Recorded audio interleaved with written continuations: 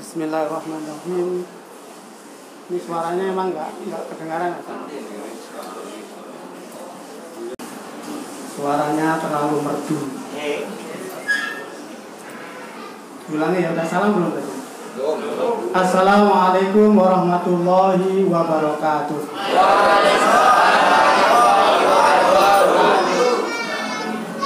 Alhamdulillahirabbil alamin, asyhadu an la ilaha illallah wa asyhadu anna Muhammadan abduhu wa rasuluhu la nabiyya ba'da. Allahumma shalli ala sayyidina Muhammad wa ala ali sayyidina Muhammad, amma ba'du. Bapak dan Ibu jamaah sholat apa ya? Sholat Isya. Sholat Isya yang dirahmati oleh Allah. Alhamdulillah kita bisa berkumpul di tempat ini dalam suasana yang penuh keakraban. Tahun lalu selama sebulan saya tarawih di rumah. Sampai kemudian lupa kalau ucap pimpongnya sudah nggak ada juga. Dan tahun lalu kita juga sudah sholat Idul Fitri juga di rumah. Alhamdulillah saat ini kita bisa berkumpul di tempat yang mulia ini. Namun tetap saja bahwa sebagai himbauan mewakili gugus tugas COVID-19, kita tetap harus mematuhi protokol kesehatan. Ini penting untuk terus diingatkan. Kenapa Bapak sekalian? Karena ternyata COVID ini belum usai.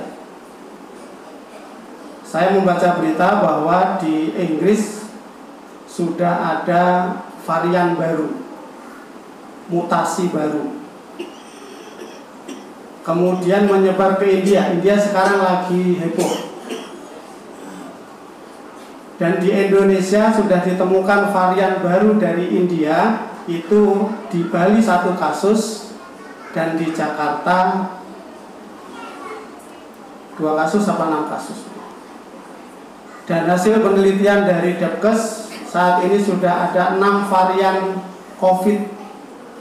Ada B117 berapa ya pokoknya, ada 6 jenis yang berkembang baru di Indonesia. Sebenarnya bagi kita orang muslim, kita ini tidak terlalu susah untuk menyesuaikan. Yaitu selama kita rajin wudu, selama kita rajin mandi, ya, dan kemudian kita menjaga protokol-protokol yang sudah ditentukan. Sekalipun sebagai orang beriman kita meyakini bahwa kalau sudah waktunya meninggal, idza jaa ajaluhum la yastakhiruna sa'atan wa la yastaqdimun. Tidak ada yang bisa menghalangi kecepatannya atau yang tidak ada yang bisa mempercepat kelambatannya kecuali Allah Subhanahu wa taala. Kenapa?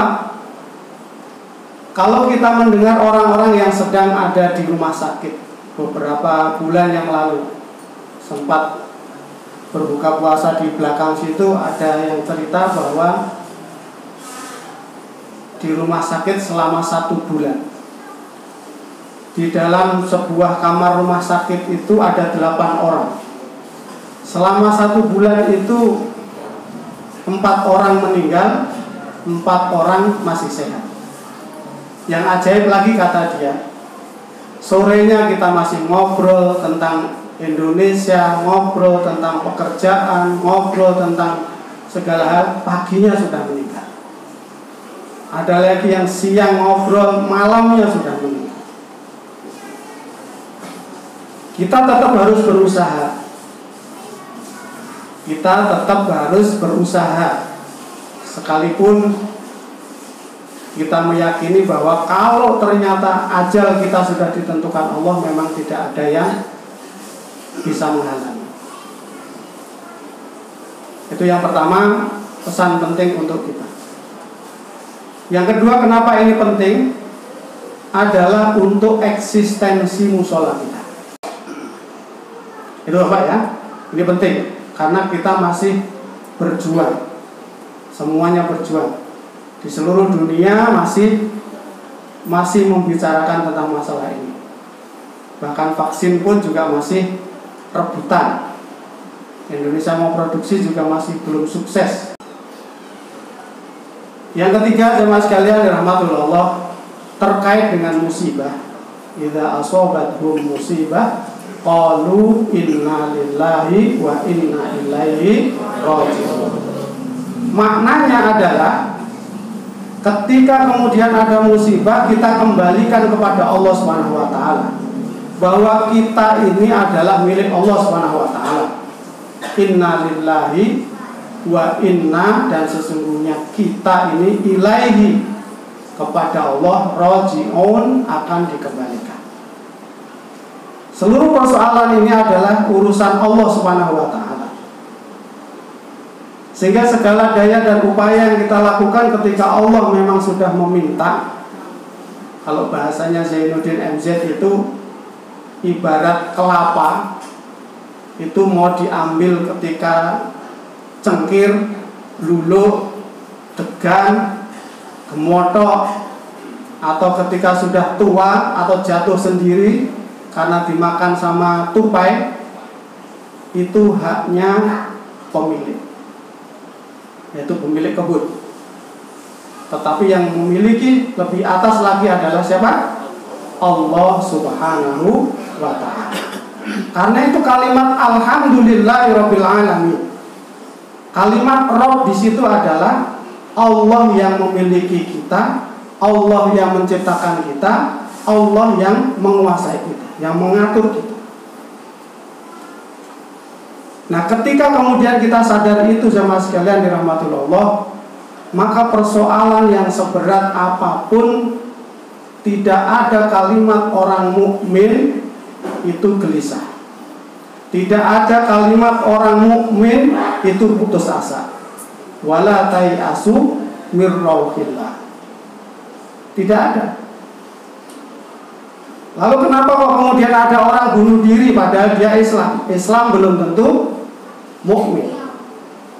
Lalu kenapa ada orang yang sampai stres, gila, ya, selain takdir Allah diambil akalnya, tetapi karena dalam pembahasan ini maka sesungguhnya kita harus sadar itu adalah pertanda keimanan kita sedang terguncang. Kalau orang yang beriman adalah orang yang ajaban, kata Rasulullah, menakjubkan, ketika diberikan nikmat bersyukur dengan mengucap alhamdulillah. Ketika diberi ujian, maka mereka tetap bersabar. Dan itu semuanya adalah baik. Karena itu dalam pemahaman orang yang beriman, yang namanya apakah itu cobaan, yang namanya itu kenikmatan, semuanya adalah ujian. Kita sering mengatakan bahwa sesuatu yang enak itu adalah kenikmatan, betul nggak? Sesuatu yang menyakitkan adalah ujian, cobaan, benar. Tetapi pada saat yang sama sesungguhnya mau enak mau nggak enak dalam kategori sebagai orang beriman, isinya adalah sebagai ujian. Bahasanya seorang guru di sekolah, murid itu tidak akan pernah kita kasih rapot naik kelas kecuali telah melalui ujian.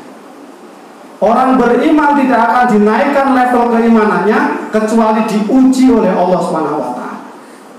Seorang santri itu tidak akan diberikan pelajaran baru sebelum kitab sebelumnya yang diajarkan oleh kiainya itu telah tuntas dipahami.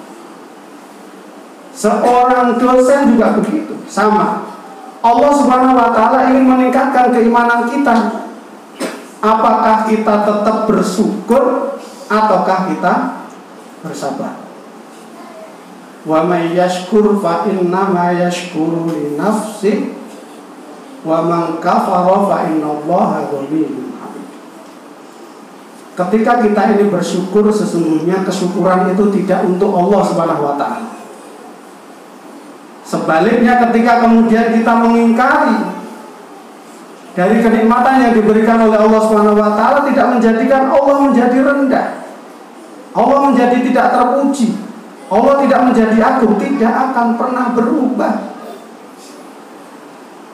Justru Allah sampaikan, la in syakartum la azidannakum wa la in kafartum inna azabi lasyadid.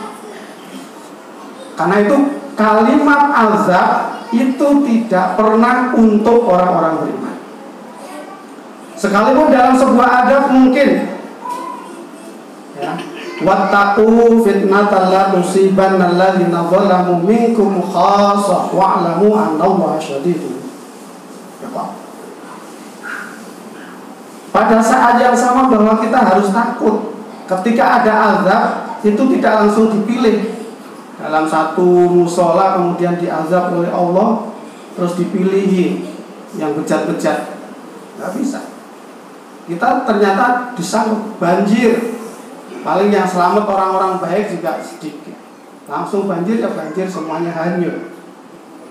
Tetapi pada dasarnya bagi orang-orang yang beriman itu adalah ujian. Tetapi bagi orang-orang yang ingkar, itulah yang disebut dengan azab.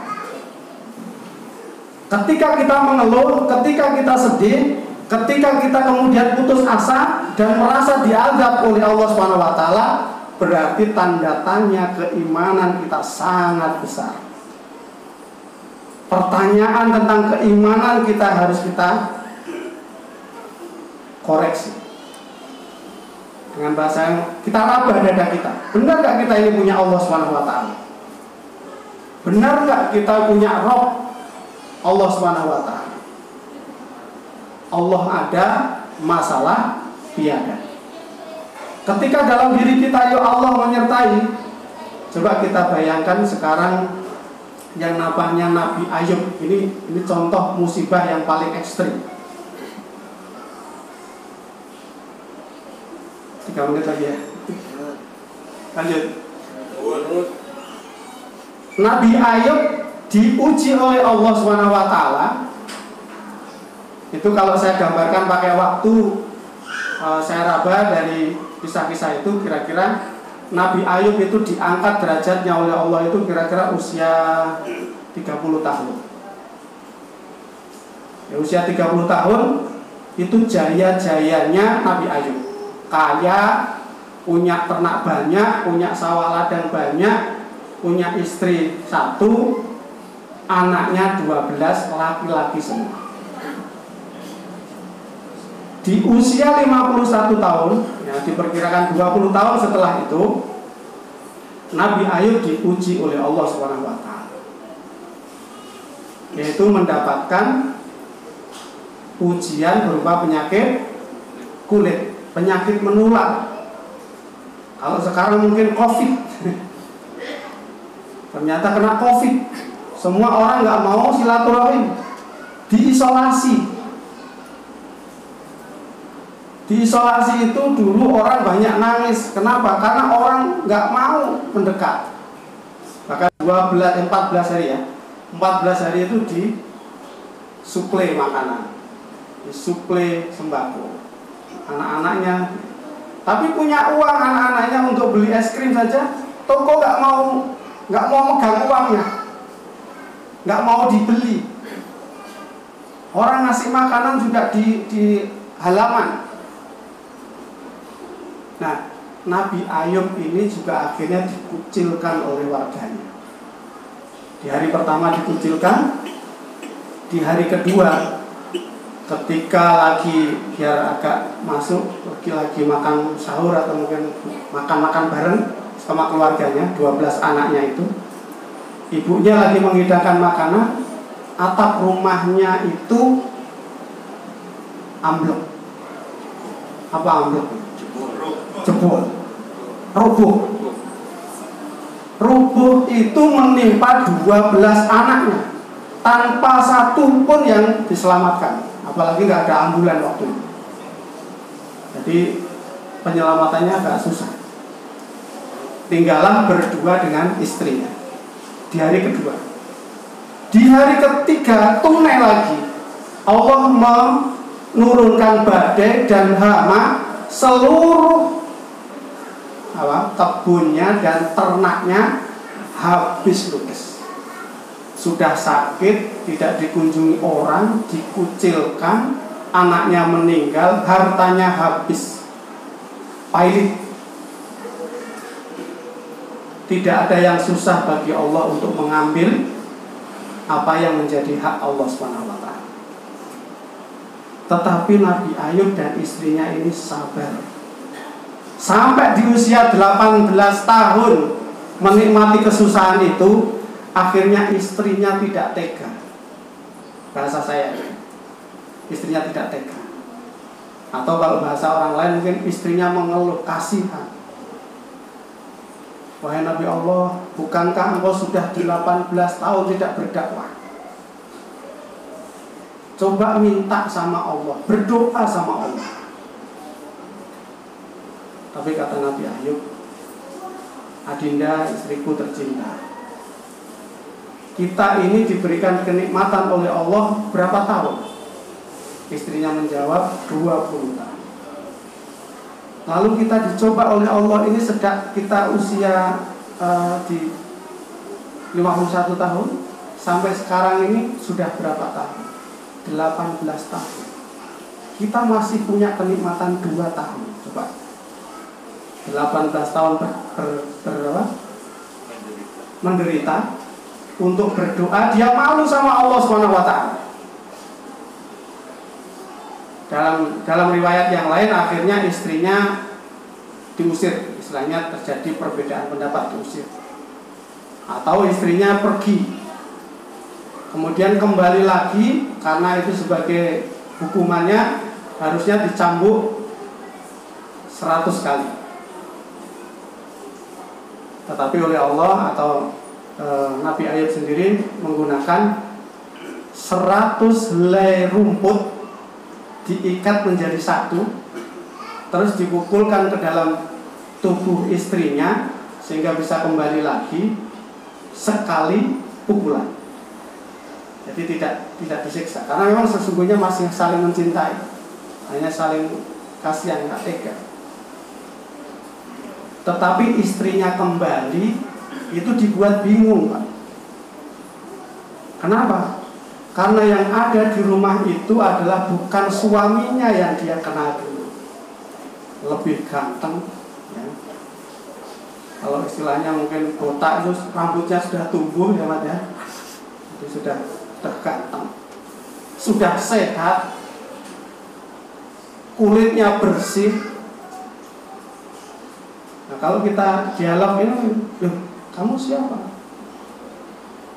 Saya istrinya ini. Mau ngapain? Saya mau nyari suamiku. Aku kasihan. Dan seterusnya. Silakan didialogkan sendiri.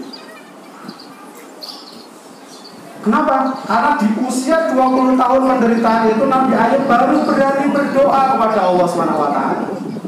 Dan dikabulkan oleh Allah SWT dengan mandi air yang diberikan oleh Allah SWT. Dalam satu riwayat ada yang disuruh menghentakkan kaki seperti Ismail itu. Ada yang mengatakan bahwa ada air kemudian disuruh mandi pakai air itu sehingga Nabi Ayub sembuh. Kemudian dia disuruh keluar ke kampung sehingga orang kampung melihat, menyampaikan bahwa Nabi Ayub sudah sehat kembali. Mereka rindu dengan Nabi Ayub sesungguhnya. Mereka sayang. Karena itu begitu tahu Nabi Ayub itu sembuh, hadiah mengalir. Semua warganya yang miskin, yang kaya itu menyumbang Nabi Ayub untuk bangkit kembali. Sampai dalam satu riwayat disampaikan hartanya itu kalau dihitung seperti 20 tahun sebelumnya itu 2 kali lipatnya dari hadiah. Di hari kedua ternyata Islamic Center tadi Ayub sudah selesai, sudah sembuh. Di hari kedua hartanya kembali. Kemudian di hari ketiga setelah tes kehamilan itu apa?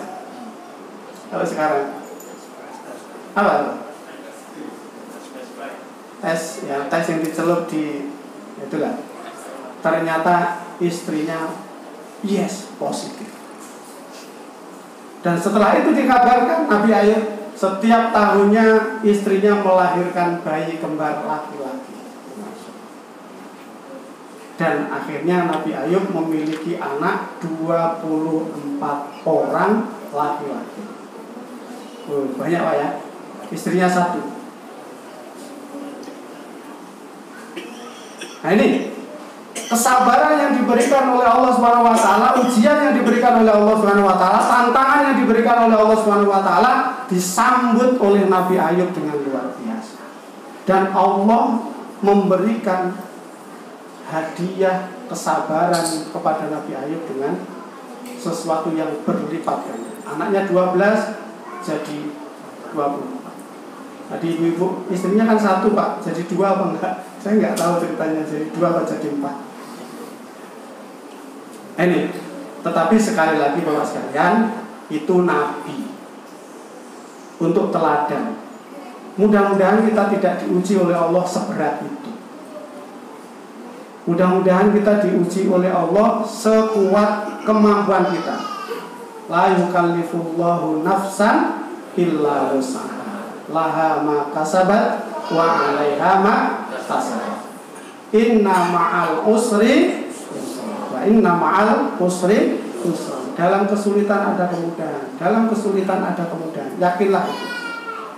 Terakhir kalimatnya adalah ketika Allah menutup matahari, kemudian menurunkan petir dan hujan yang begitu lebat, banyak orang yang misuh, banyak orang yang berkeluh kesah. Tahukah Bapak sekalian dan Ibu, ketika kita sedang misuh, berkeluh kesah, berarti kita misuhi Allah dan berkeluh kesah kepada Allah SWT. Padahal pada saat itu kita melihat Allah hadirkan pelangi di sana yang begitu indah. Hanya saja karena kita kurang bersabar, seringkali omongan kita, perilaku kita menunjukkan bahwa kita bukan orang-orang yang beriman. Alhamdulillah, mudah-mudahan kita istiqomah di dalam Islam dan mudah-mudahan kita diberikan hak untuk mendapatkan syafaatnya Rasulullah sallallahu alaihi wasallam. Alhamdulillah, wabillahi taufiq wal hidayah. Wassalamualaikum warahmatullahi wabarakatuh. Allah